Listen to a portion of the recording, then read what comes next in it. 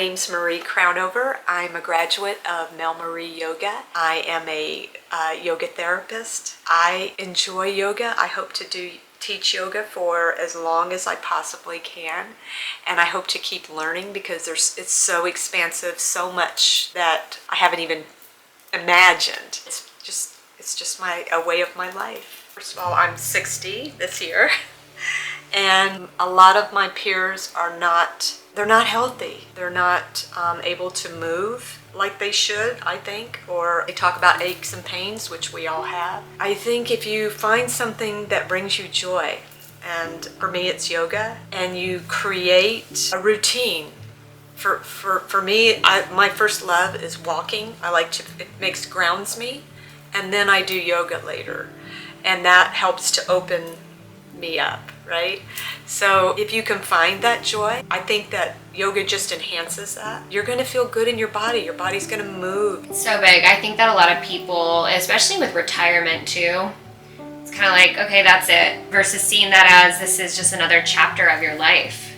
And they think that they have to do yoga like they see on Pinterest or Instagram. That is not really what yoga is. There is many different forms of yoga that people can try. I know when I do restorative for people who have maybe some mobility issues, or maybe they're just depressed. They're just not into moving their bodies so much. When gravity opens you up and you're allowed to just relax and feel safe, you're just gonna naturally open up. Find what brings you joy. What makes you, maybe it's philosophy, yoga philosophy. Maybe it's the movements. Maybe it's the sound bowls. Maybe it's oils. There's so many things in yoga that it's not one size fits all. There's so many different avenues to take. And I always tell my clients that it's just an extra tool. It's like if you go to get a massage for your back or your shoulders like I do. So, but you don't discount your doctor, you don't discount the medicine. But I see that it may be, it's going to have to expand. I think people are at the mindset that taking medicine and then getting sick from the medicine and then taking more medicine, right, is not working. We need to be gentler to ourselves, to our bodies.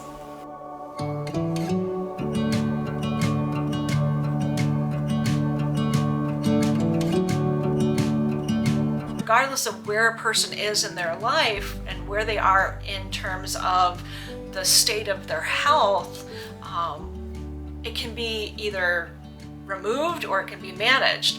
But I think that's a big component that, a lot of times folks don't recognize. They just think, well, diabetes runs in my family, so I have to have diabetes. Well, if it's type 2 diabetes, that's not necessarily the case. And type 1 diabetes can be managed more efficiently through lots of different things. How do we frame this and help people to understand that things are not written in stone, and there is their ability to be able to make subtle changes in their day. We're not saying that they have to, sit in lotus pose and eat acai bowls every day, but instead, what are the things that are nourishing for them? How do they do them more often?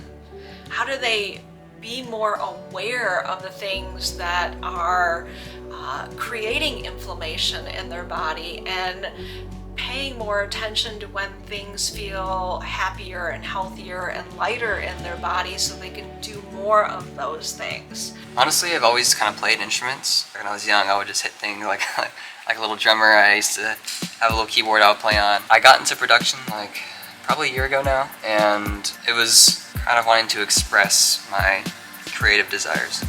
I just wanted to induce this atmosphere, or I wanted to get at this specific feeling or emotion, and I was like, well, why don't I just put it into a song? I like music.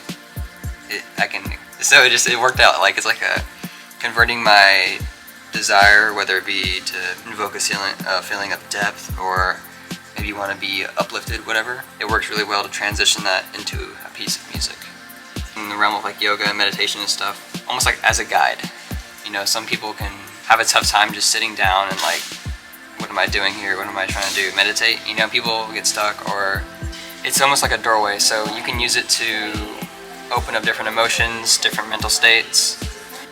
I think seeing where it could lead me, what I could create with it, coming to here and having that as a little bit of an influence, I think those work together. And if someone needs something or asks for something, I can provide it, you know, like in a musical setting. Like I can teach a class, or a one-on-one setting, I can set the tone with a specific track or playlist or whatever it is. I can create specific music for specific needs. I can even bring in instruments and create different environments and tone.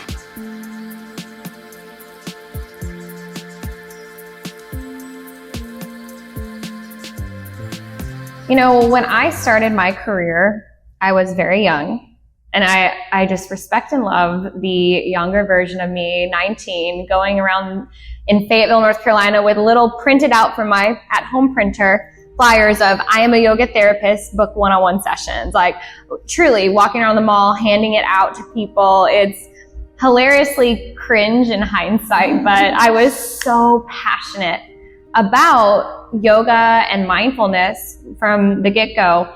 You know, the journey that led me into this was navigating grief and depression and my own mental health struggles. And yoga, I always say, it's what keeps me sober. It's what keeps me sober with my mental health. And even today, like to this day, if I am not consistent, I'll start to notice that I'll start feeling off, or I'll be more anxiety or self-judgment. And that's why I look at it too. It's a maintenance practice, right? It's not this destination, but it's something that through our accountability to it keeps us sober. It keeps us emotionally clear and energetically upbeat and connected to our bodies. The beginning of my journey was, so I started yoga, and the first time I had an experience with it was after my best friend had passed away. And her sister is a year younger than I, and we were all really, really close. So her sister and I we were very, very close after she passed, and trying not to get into trouble, trying to figure out what to do with our time, and really struggling through that season. Her dad had suggested that we go and do yoga. And he had a yoga tape, I think it was Rodney E or something. So that first yoga practice I had was upstairs in my best friend's playroom with all these kid toys around, and we did it. And I remember after Shavasana, I've never felt like that. It was almost like being high, but I wasn't high. And again, being 15, being like, oh, what is this? Like, this was a whole new world. I played year-round soccer, and so I used it as part of my training, and then leading stretching and all that. I did that through my junior year and my senior year. But the element with my relationship with my body was such a struggle. And so I would use yoga to try to, that was kind of this abusive thing with myself. I did it truly every morning. I would do a 30-minute practice. And it was with DVDs with Rodney E, because that's all I knew. And it was Ashtanga style, right? But it wasn't until I got to college that I started to experience these other flavors of yoga. And my fiance at the time, right, now my husband, preparing to deploy, I didn't know what to do with my life. I was like, maybe I will pursue literature and become a professor. So I didn't know what I was going to do as a military spouse at all. But as he's preparing to deploy, my yoga teacher at the time from the university gave me an article that said, or it was demonstrating how yoga helped with post-traumatic stress. This is 2011, okay? So I hold this article and I'm like, this is what I'm gonna do. This is what I'm gonna do with my life. I'm going to serve the military, help pacify post-traumatic stress, and I wanna be a yoga teacher. So I began, my husband or fiance deploys, and while he's gone, I'm in my yoga teacher training. Hello, my name is Stephanie Sky. I am a goddess, a rock star. I am a graduate of MelMarie Yoga, 500 hours. I am currently getting my master's degree to teach therapy so I can do dance, movement, trauma release therapy, along with yoga and mindful movement. So in my 200-hour yoga, I developed this goddess yoga where it was all about the feminine and about the sacral chakra and the circles. And I took a lot of my pole dancing experience and the floor work. I realized you can do something like a down dog, and if you add hip circles to it, or even a cat-cow and adding circles to it. Not only are you opening up your spine and your body in so many health benefits, you feel good. And for women, you feel sexy and empowered. And that's what I wanted to teach. Then in my 300 hour, I added that. I was like, what if we add this to a greater population? What if we add men to that too? Men want to feel good. I did this rhythm of your life yoga where we start with the divine masculine, where we take up space. And what is it like to move around the room? Nobody does that. Everybody's like, I'm in my mat and my little space and this is where I stay. No, move around the room, break the rules, touch the walls. What does that feel like? What does that look like? This is the divine masculine. And when you look at the trajectory of men dominating the workplace and the world for many, many centuries, it's because they take up space. But what if we all take up the space that we deserve? Men, women, whoever.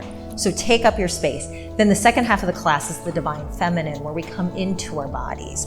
And what does a touch look like? So it's exploring those tactics. Now I tell you all that, I'm getting my master's in science in clinical therapy.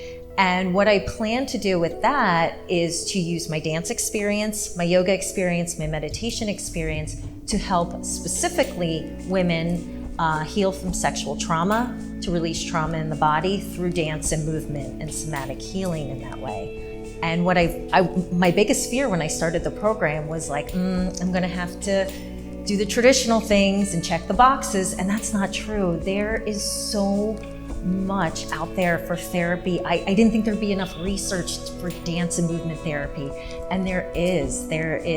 People have been exploring yoga and meditation and dance in therapy. It's just not as widely used, but there's a lot of articles out there and clinical documents and how it can help MS patients and just a wide range of illnesses and issues and anxiety, depression. People are looking deeper into massage therapy. Like, what can it do for me? Like, people aren't just coming in to just get like a regular Swedish or whatever. They're really looking at healing modalities.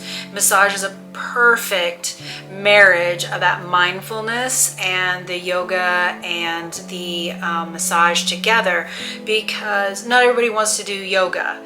So you can do somatic stretching with people on the table. You can do breath work with people on the table. You can do mindfulness. Having them get into their bodies and out of their minds enables their body to accept the massage better, but it gives them tools like the breath work and even the stretching themselves to take home for self-care. I mean, we're taught all about, bony processes. We're taught very little about the fascia. So if there are massage therapists out there who want to get into this type of somatic release work with their clients, the yoga teacher training that I did, of course, with you, taught me way more about somatics, way more about the fascia and how our bodies store that tension and emotion and things like that. So we're not taught that. And also too, what helps me as a massage therapist, the stances. I don't have neck and shoulder issues anymore because learning yoga, I learned how to stand correctly. I learned how to posture my body better. So in the long run, it helps me.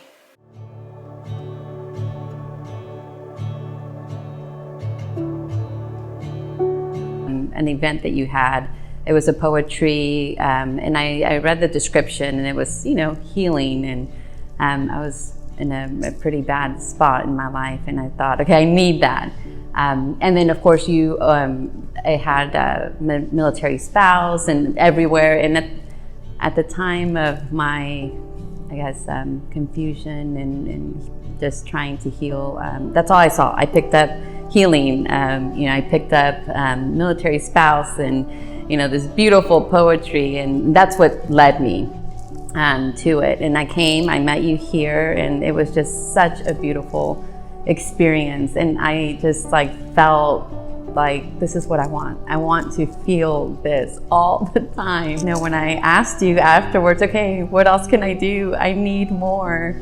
And that's really what started my journey. Actually now going to record a meditation series for my organization at my place of employment. Because it'll be over, 2,000 people watching me, but it's the importance of the whole organization realizing that we need mindfulness, we need meditation, we need yoga. This is something that we need to incorporate in our everyday lives. And for a huge organization to come and say, hey, we need this. For me, I was just like, oh my gosh, this is part of, the plan, the universe kind of putting me in that place. And now I can provide that to my coworkers and share just the little gems and hoping that it'll help them throughout their day or, life week, because again, it is a healing journey, and that may spark them to, further their journeys and healing and, growth.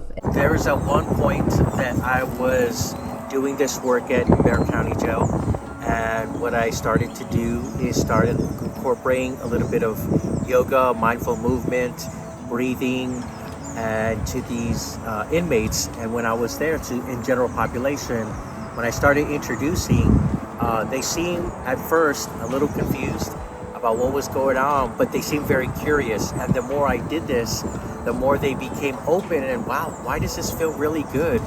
Why am I feeling this way? What is happening?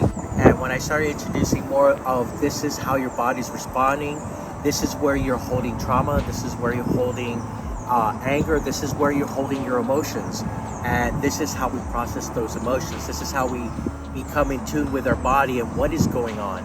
And so when I started doing that, the general population seemed pretty much to respond to.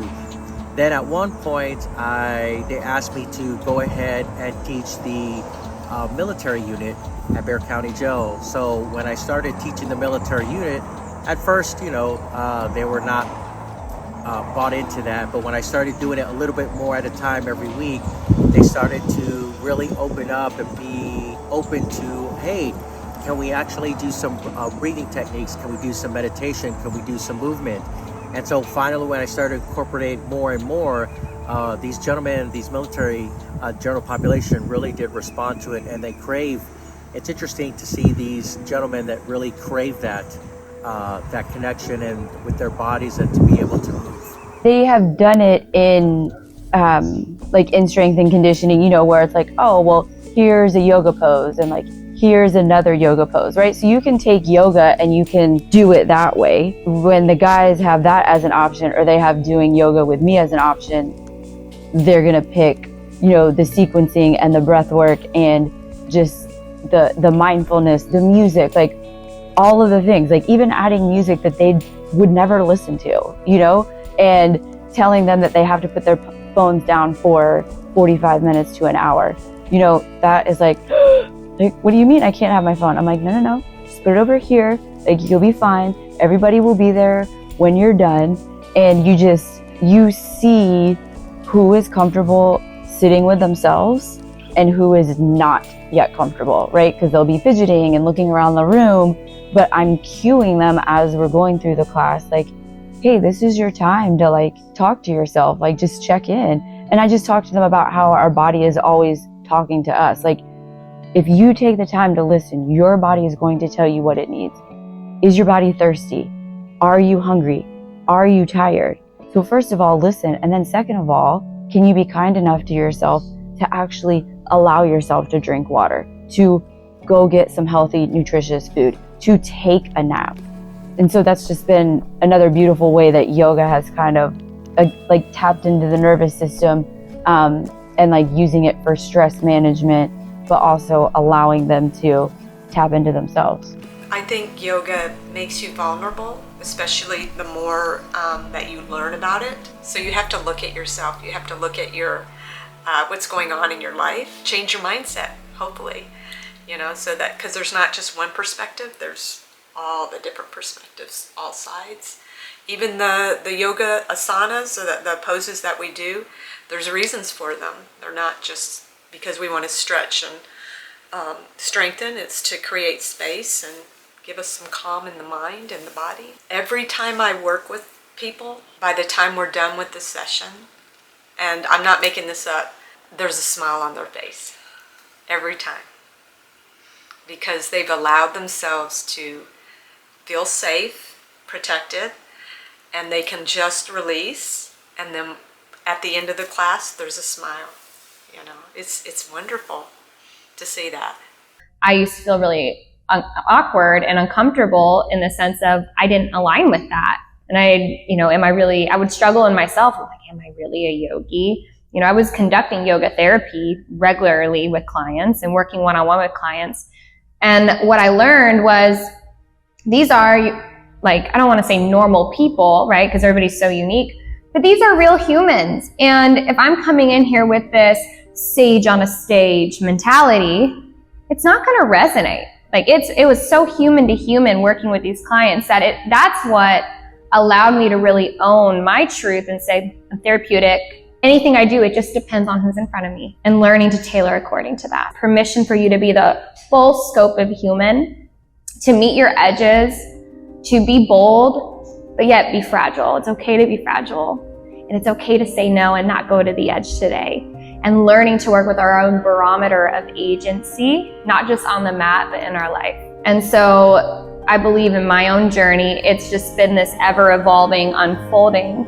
And my hope and prayer for my trainees and anybody I have the opportunity to serve is that I can activate within them to trust the timing of your life, trust the journey. It may not make sense right now, but it will over time, and it's always okay to change your mind.